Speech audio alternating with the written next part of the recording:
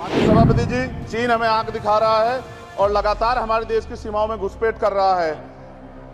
इसलिए अग्निवीर योजना को हटाकर पुनः सेना भर्ती शुरू की जाए और साथ साथ भारत की सबसे प्राचीन व बहादुर रेजिमेंट में से एक चमार रेजिमेंट को पुनः बहाल करा जाए, ऐसा भी मेरा आशा। माननीय सभापति जी, पिछले सारे प्रधानमंत्रियों ने मिलकर जितना कर्ज लिया है उससे दुगना कर्ज हमारे वर्तमान के प्रधानमंत्री जी ने लिया है। किसान अगर अपना कर्ज माफ कराने के लिए जाता है तो लाठी चोटी। माननीय सभापति जी, आशा कार्यकर्ताओं, आंगनबाड़ी वर्करों, भोजन माताओं के वेतन वृद्धि पे भी कोई उल्लेख नहीं हुआ है, वो भी अभी नंगे, उन पर भी सोचना पड़ेगा। माननीय सभापति जी, जिस क्षेत्र से मैं चुन के आऊँ नगीना से, वो बहुत पिछड़ा क्षेत्र है। उस क्षेत्र में कोई विशेष आर्थिक पैकेज नहीं दिया गया, रोजगार की सेवाएं नहीं है, नौजवान पलायन करता है। अमार कलेक्शन आपके लिए लेकर आ गया है सभी प्रकार के लेटेस्ट रेडीमेड गारमेंट्स का कलेक्शन, जिनमें लेडीज साड़ी, सूट, शादी के लहंगे और बच्चों के लिए भी शानदार कपड़े यहाँ आपको मिलेंगे उचित मूल्य पर। तो देर किस बात की, आ जाइए अमार कलेक्शन, शॉप नंबर 9 ओम मार्केट निकट इलाहाबाद बैंक, सिधौली, सीतापुर में,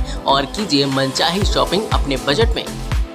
अम्मार कलेक्शन, एक बार नाम याद रखें, अम्मार कलेक्शन, सबसे अच्छा, सबसे सस्ता अम्मार कलेक्शन। श्री चंद्रशेखर जी।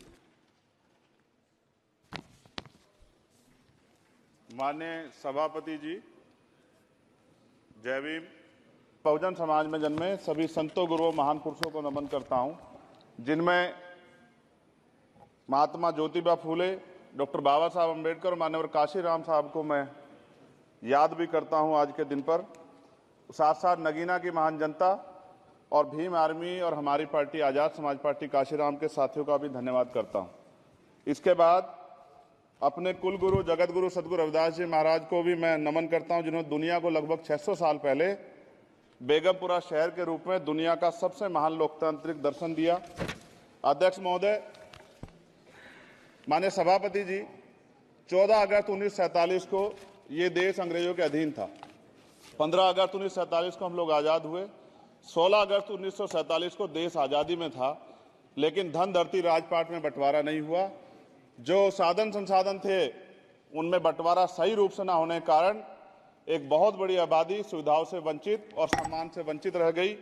उनको सम्मान देने के लिए और अंतिम व्यक्ति तक सुविधाएं पहुंचे, इसके लिए लोकतंत्र की व्यवस्था हुई। लेकिन आज़ादी के 70 साल बाद भी हम कहाँ खड़े हैं, इस पर ये चिंता का विषय है।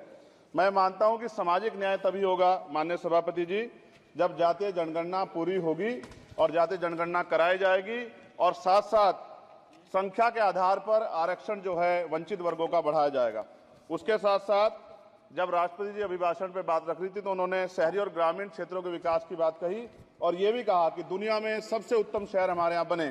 लेकिन माननीय सभापति जी, 70% आबादी तो गांव में निवास करती है, तो गांव की आबादी के बारे में भी सोचना होगा कि उनका जीवन कैसे बदले। माननीय सभापति जी, उस शैक्षणिक संस्थानों में बहुजन समाज के जो छात्र हैं उनके साथ कास्ट एट्रोसिटी हो रही है, निरंतर उनकी हत्या हो रही है। साथ साथ जो सरकारी कर्मचारी हैं दफ्तरों में, उनके साथ भी जो SC ST OBC और मुस्लिम और अन्य धार्मिक अल्पसंख्यक, उनके साथ भी माननीय सभापति जी जातिगत और धार्मिक जो है शोषण किया जा रहा है। इसलिए मेरी मांग भी है कि पुरानी पेंशन को भी अध्यक्ष जी बहाल किया जाए। जो कर्मचारी देश की सेवा में लगे हैं उनका भी सम्मान होना चाहिए। साथ साथ सभापति जी, भाजपा ने चुनावी लाभ के लिए सबका साथ सबका विकास के नारे दिए जो खोखले हैं, क्योंकि 10 साल में दलित, पिछड़े, आदिवासी, मुस्लिम और अन्य धार्मिक अल्पसंख्यक जो अत्याचार हुए हैं वो किससे छिपे हुए नहीं है। ये गलत है, ये बंद होना चाहिए। सभापति महोदय जी, महामहिम राष्ट्रपति जी के अभिभाषण में निजी क्षेत्रों में SC ST OBC को रिजर्वेशन देने का कोई उल्लेख नहीं हुआ है, जो कि आज चर्चा का विषय, क्योंकि 98% प्राइवेट सेक्टर है, 2% सरकारी सेक्टर है, तो 98% प्राइवेट सेक्टर में भी हमारी हिस्सेदारी की बात होनी चाहिए। माननीय सभापति जी, आशा कार्यकर्ताओं, आंगनबाड़ी वर्करों, भोजन माताओं के वेतन वृद्धि पे भी कोई उल्लेख नहीं हुआ है, वो भी अभी नंगे, उन पर भी सोचना पड़ेगा। माननीय सभापति जी, जिस क्षेत्र से मैं चुन के आऊँ नगीना से, वो बहुत पिछड़ा क्षेत्र है। उस क्षेत्र में कोई विशेष आर्थिक पैकेज नहीं दिया गया, रोजगार की सेवाएं नहीं है, नौजवान पलायन करता है। IIT, IIM, एम्स, केंद्रीय विद्यालय आदि शिक्षा में और चिकित्सा संस्थानों की स्थापना होनी चाहिए, जो कि नहीं है।